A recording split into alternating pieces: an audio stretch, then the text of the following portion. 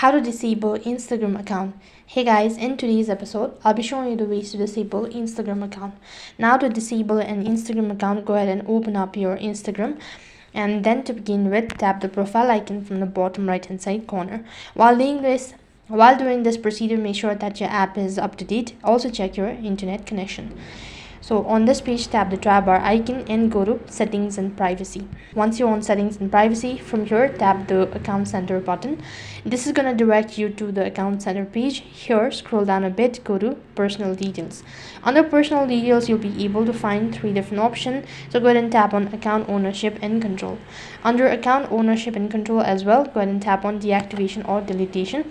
Select the particular account that you wish to disable it, and then to begin with the deactivation, you can go ahead and read the following statement and click the continue button.